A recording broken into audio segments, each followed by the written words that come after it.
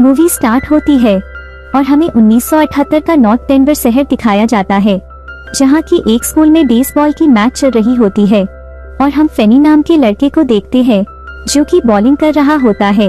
और तभी बैटिंग के लिए ब्रूस नाम का लड़का आता है और उसकी बैटिंग के कारण वो लोग जीत जाते हैं और फेनी की टीम हार जाती है। फिर ब्रूस साइकिल से अपने घर जा रहा होता है और तभी वहाँ एक ब्लैक क्लोर की वैन आती है और ब्रूस को किडनैप कर लेती है। फिर हमें दिखाया जाता है कि उस शहर में एक किडनैपर है जो कि बच्चों को किडनैप करके उसे मार देता है। उसको सब लोग ग्रैबर नाम से बुलाते थे।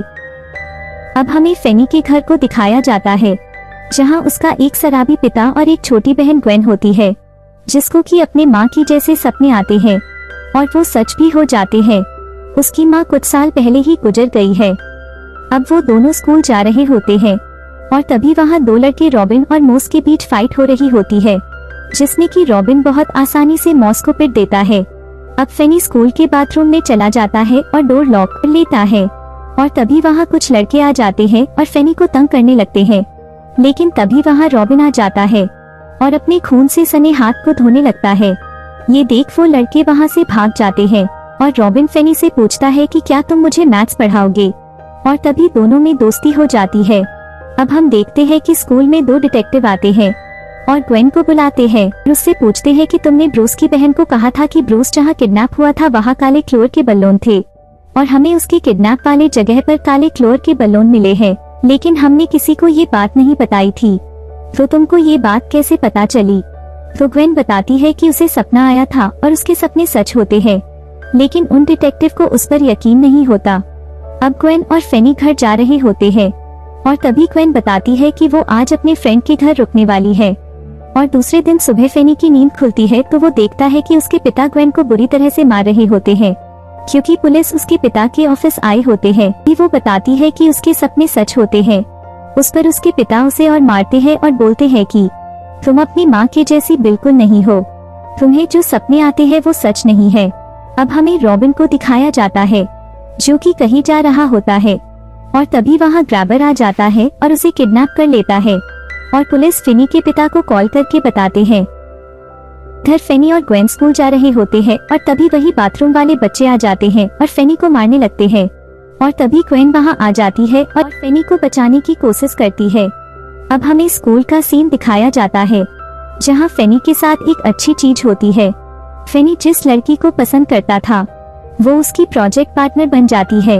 अब स्कूल की छुट्टी होने के बाद ग्वेन फिर से अपने फ्रेंड के घर पढ़ने चली जाती है और फेनी अकेले ही घर जाने लगता है और तभी वहाँ ग्रैबर आ जाता है और फेनी को किडनैप कर लेता है। इसी बीच फेनी ग्रैबर को जख्मी कर देता है। अब फेनी को होश आता है और वो अपने आप को एक साउंड प्रूफ बेसमेंट में पाता है। वो किडनैपर उसके सामने एक अजीब तरह की मास्क पहन के आता है और उसे कहता है कि वो उसे नहीं मारेगा और वहाँ से चला जाता है। अब फेनी बेसमेंट को चारों तरफ से देखता है। उसे एक टॉयलेट, एक विंडो और एक टेलीफोन दिखता है। तभी वो टेलीफोन की रिंग बजती है।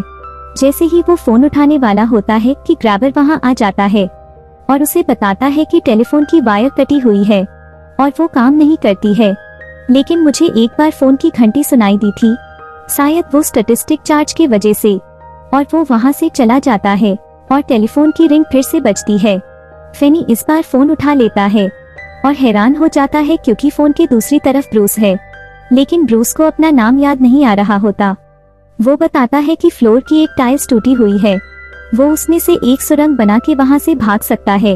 अब फेनी सुरंग बनाने लग जाता है और मिट्टी को टॉयलेट में फ्लश कर देता है ताकि ग्रैबर को पता न चले।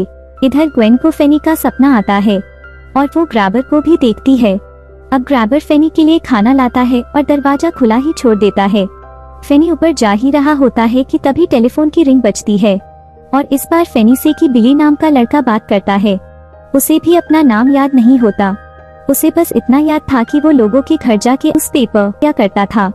तभी हम बिली की आत्मा को देखते हैं, लेकिन वो बिली को नहीं दिखता और हम लोग समझ जाते हैं कि ग्रैबर ने अभी तक जिसको भी किडनैप किया था वो लोग मर चुके हैं और उनकी आत्मा इस फोन के जरिए फेनी से बात कर रही होती है। वो फेनी से कहता है कि तुम ऊपर मत जाना, ये ग्रैबर की चाल है, तुम जैसे ही ऊपर जाओगे वो तुम्हें मार देगा।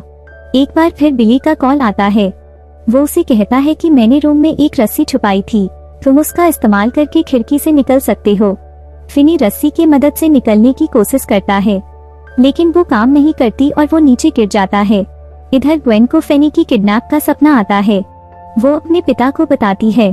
वो कहते हैं कि तुम्हारी माँ को भी ऐसे सपने आते थे, लेकिन वो एक दिन मर गई और मैं ये नहीं चाहता कि तुम्हारे साथ भी वैसा हो। लेकिन वो उसकी बात मान लेता है, उसे खोजने के लिए वहाँ से चला जाता है और फिर पुलिस ग्रैबर को खोजने के लिए एक घर में आती है। वहाँ एक आदमी अपने भाई के साथ रहता था, उसका नाम मैक्स होता है। वो भी ग्रैबर को खोज रहा होता है और वो पुलिस को बताता है कि ग्रैबर इस शहर के बीचों बीच रहता है, लेकिन पुलिस को ये आदमी कोई पागल लगता है और वो लोग वहाँ से चले जाते हैं।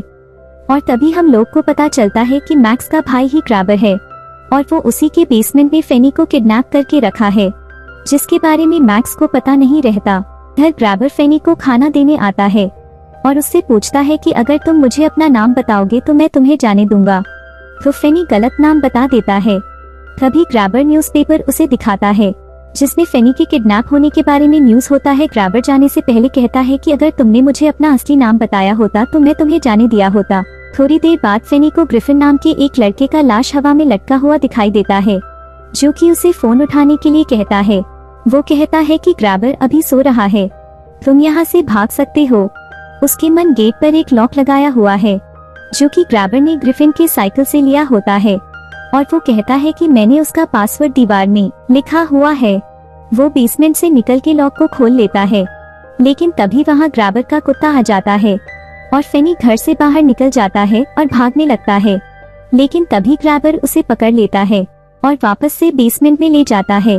अब फिर से फोन की रिंग बजती है। इस बार वेन्स हॉपर नाम का लड़का बेनी से बात करता है। वो कहता है कि तुम बेसमेंट का दीवार तोड़कर दूसरे तरफ जाओ, जहाँ एक फ्रीजर है। फ्रीजर का दरवाजा खोल के यहाँ से निकल सकते हो। वो वैसा ही करता है, लेकिन फ्रीजर का दरवाजा लॉक होता है। इतनी मेहनत के बाद भी वो वही फंसा होता है। अब फिर से कॉल आता है। इस बार कॉल पर रॉबिन होता है।